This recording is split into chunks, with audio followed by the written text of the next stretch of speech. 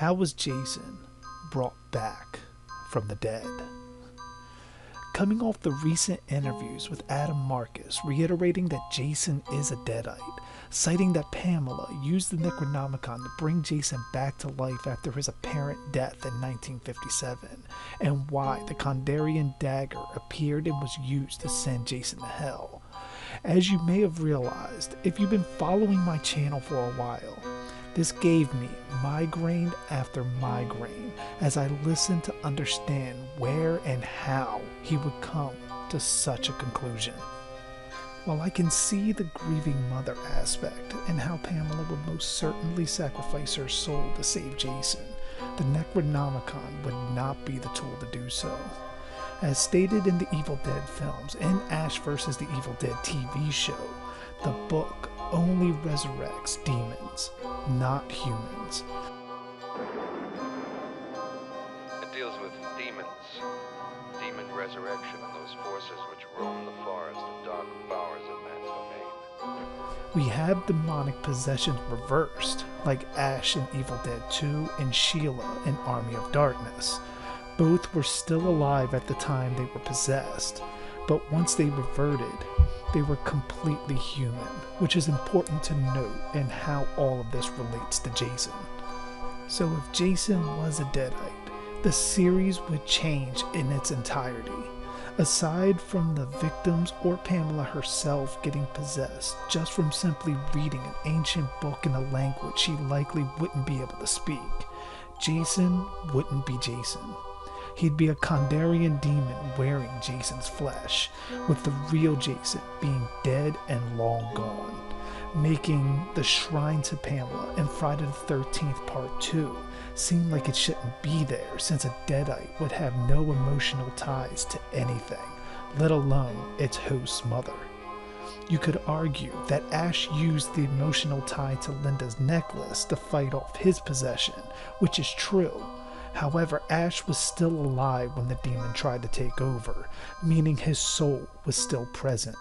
In Jason's case, he, according to this interpretation, was dead, having just risen from the lake to attack Alice, then growing into an adult to kill Alice a few months later.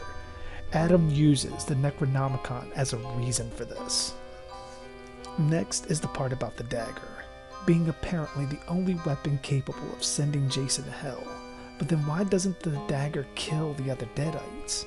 In Evil Dead, the dagger was used on 2 deadites, both giving the impression that it may have killed them, but sadly did not.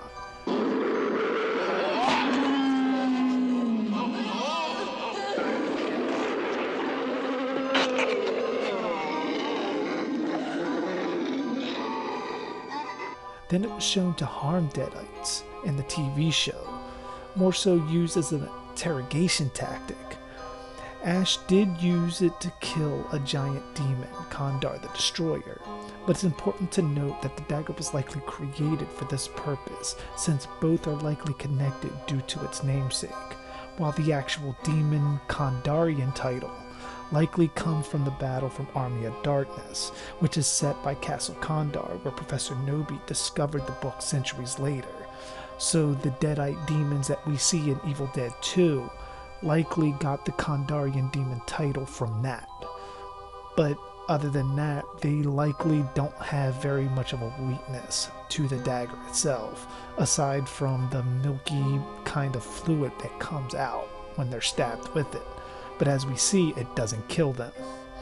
So it seems weird that even if Jason was a special type of deadite, the dagger would be such a weakness, while not to the others. Plus, with Ruby being a dark one, and the first person on screen to be able to have the dagger in her possession since Jason goes to hell, she likely would have to retrieve it from where Jason was dragged to hell in the first place. And I'd find it unlikely that she wouldn't use Jason as an asset, since he still should be active following Freddy vs. Jason, and if he was a deadite, he would be under her thrall more than anything. So, all of that said, how was Jason brought back from the dead? My theory is very much reiterating what I've said before. Jason never died from his drowning in 1957. He survived and likely lived with a hermit in the woods until the events of the first film, becoming a great hunter and very adapted to his surroundings. However, due to the grief and death caused by Pamela triggered the beginning of the death curse as coined by Crazy Ralph. After Pamela's death, Jason, I believe, thought he could resurrect her by sacrificing his victims and laying them at the base of her shrine as offerings. However, this was only something that progressed the death curse further, until Jason was killed by Tommy in part 4. After that, I believe Jason actually haunted Tommy, truly appearing to him in what we as the audience thought was just hallucinations, goading Tommy into coming to his grave, similar to the dream sequence at the beginning of part 5. Jason needed to be reunited with his physical body, and once Tommy and the spear made contact with Jason, the lightning acted as a tool to put Jason's spirit back into his body, and the death curse was reborn. For further details on these theories, feel free to check out my previous videos regarding these very subjects in much more detail. But that's my theory. Do you agree? Or are you more inclined to believe Adam Marcus and Jason was a deadite all along? Comment below with your own theories, and be sure to like, share, and subscribe, as well as hitting the notification bell to be alerted whenever a new video is uploaded. And as always, I am JG Dark, and thanks for watching.